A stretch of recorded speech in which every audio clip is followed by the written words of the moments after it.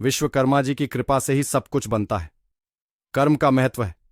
जीवन की सफलता का सूत्र यही है। कार्य ही धर्म है और कर्म ही पूजा है। आपके कर्म आपका भविष्य निर्धारित करते हैं।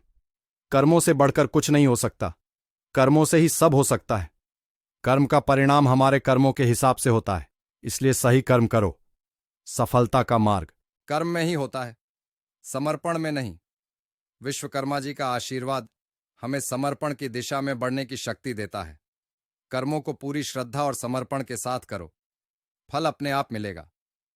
हमारे कर्म ही हमारा आदर्श बनते हैं, इसलिए उन्हें सावधानी पूर्वक चुनो।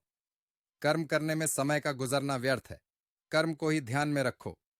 विश्वकर्मा जी के आदर्शों के अनुसार काम करो और सफलता पाओ। कर्म ही मानव जीवन की उच्चतम पूजा है। कर्म से बड़ा कुछ नहीं, कर्म ही सब कुछ है। विश्वकर्मा जी की कृपा से ही हमारे कर्म सफल होते हैं, इसीलिए उनका आभारी रहो। ये कथन विश्वकर्मा देव के महत्वपूर्ण सिद्धांतों को प्रकट करते हैं और समर्पण और कर्म की महत्वपूर्ण भूमिका को हार जीत की जीवन